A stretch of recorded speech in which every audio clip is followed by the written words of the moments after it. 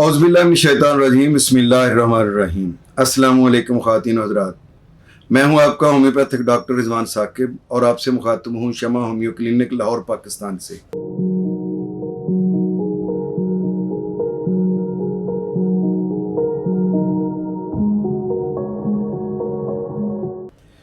आइए आज बात करते हैं कि क्या पेशाब के बाद लेसदार कतरों का आना भी बेऔलादी का बायस बन सकता है।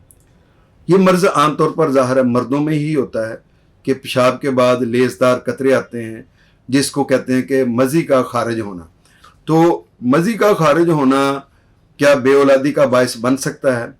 देखिए, स्पर्म्स तो आपके टेस्टिस में होते हैं और वो एक बूंद की जितने वो जो है वो खारिज होते हैं एक दफ़ा के एजैकुलेशन में, और उस एक दफ़ा के एजैकुलेशन में कई लाख स्पर्म्स होते हैं जो एक बूंद में मौजूद होते हैं। वो हमें माइक्रोस्कोप के ज़रिए से नज़र आते हैं और वहाँ पे वो हरकत करते हुए नज़र आते हैं और उनकी तादाद भी मालूम हो जाती है कि ये कितने हैं और तादाद में। तो ये वो सारी चीज़ें हैं जो टेस्टिस में बनती हैं और एक बूंद की शक्ल में बाहर निकलती हैं। ये जो मज़ी खारिज होती है ये आम तौर पर प्रोस्टेट ग्लैंड से खारिज होती है, लेकिन ये ज़रूरी नहीं होता है कि आपके प्रोस्टेट ग्लैंड से अगर वो चीज़ खारिज हो रही है तो वो बेऔलादी का बायस नहीं बनेगी। देखिए, उसकी वजह से यूटीआई भी हो सकती है, उसकी वजह से आपके और कई मसाइल हो सकते हैं कि मुसलसल एक प्रोटीन का खारिज होते रहने की वजह से कमज़ोरी का होना वो भी स्पर्म्स को बनने में रुकावट पैदा करता है। और इसके अलावा ये भी है कि ये जो हर वक्त या पेशाब के बाद लेसदार कतरों का आना है किसी और मर्ज़ का शाखसाना भी हो सकता है, जैसे जिसको हम गनोरिया कहते हैं या सुजाक कहते हैं, तो वो भी हो सकता है। तो इसलिए ये कहना कि पेशाब के बाद कतरों का आना ये बेऔलादी का बायस नहीं बनता, मैं इससे इत्फाक नहीं करता हूँ, बल्कि पेशाब के बाद लेसदार कतरों का आना लाजमी तौर पर बेऔलादी का बायस बन सकता है। इसलिए इस पर तवज्जो देनी चाहिए।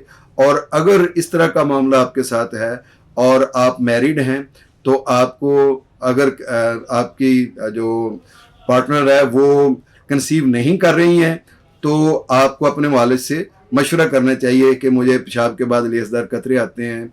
तो वो वालिद आपका सीमन एनालिसिस भी करवा सकता है, आपको यूरिन का टेस्ट भी करवा सकता है। तो करवाने के बाद ये डिसीजन ले सकता है कि इसकी काज क्या है। और बाज़ औक़ात ये भी होता है कि कोई ब्लड टेस्ट भी करवाना पड़ सकता है कि जिससे हमें ये पता चलता है कि कहीं कोई गनोरिया का प्रॉब्लम तो नहीं है कि जिसकी वजह से ये पेशाब के साथ ये ड्रॉप्स आ रहे हैं और उसकी वजह से कहीं कोई बेऔलादी का मसला तो नहीं बन रहा है।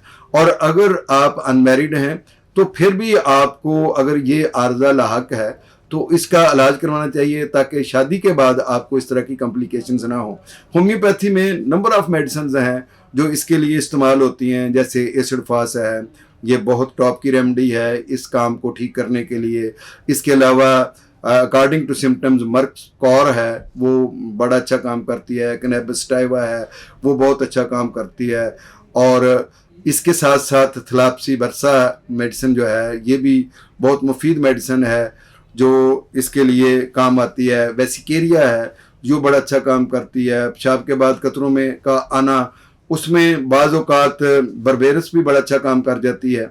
तो बहरहाल कोई भी होम्योपैथी की मेडिसिन अगर अकॉर्डिंग टू सिम्टम्स आपका होम्योपैथिक मुआलिज आपको रिकमेंड करता है तो आप उसको इस्तेमाल करेंगे तो ना सिर्फ यह है कि पेशाब के बाद लेसदार कतरे आना बंद हो जाएंगे बल्कि आपके अंदर औलाद को पैदा करने की सलाहियत भी पैदा हो जाएगी। बहुत शुक्रिया। अल्लाह हाफिज़। अस्सलामु अलैकुम।